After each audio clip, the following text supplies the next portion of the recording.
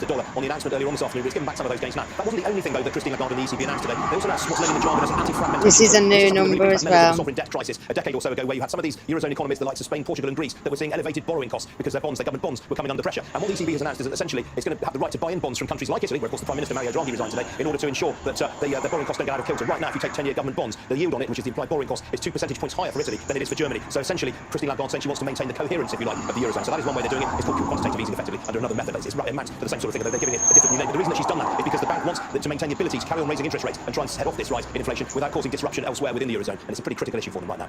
OK, Ian, thank you. Ian King with the update there from the City. Liberation Watchdog says the Home Office response to channel crossings has been poor and the system is overwhelmed. Inspectors found that there was a refusal within the department to move on from an emergency response, and they called the Home Office's use of data inexcusably awful. The processes and procedures that the Home Office were employing were poor. There was poor record keeping, poor data collection. Old equipment was being used that was unreliable, and personnel were moved around and tasked in a really inefficient way. What we found was ineffective leadership, the need for grip, and the need for processes and procedures that were thorough. Let's speak to our correspondent Matthew Thompson, who has more in his story. He joins us live from the newsroom. Matthew, the Home Office are not coming out as well at all, and that's an understatement.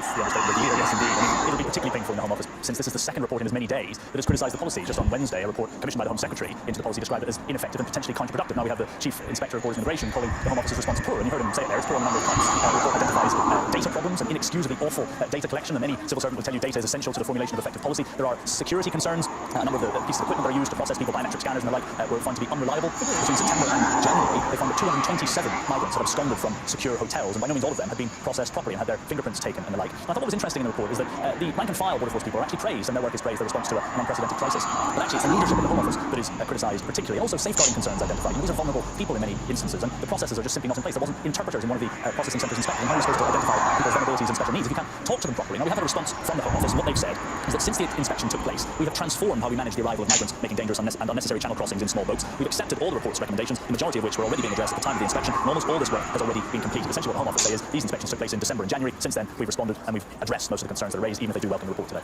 Matthew, thank you. Matthew, the update there from the newsroom on that story about the Home Office and channel crossings. Now, we are being warned that the country needs to be better prepared for extreme heat in the future. Major fire incidents declared in London, Leicestershire and South Yorkshire earlier this week as temperatures have surpassed 40 degrees Celsius. Many homes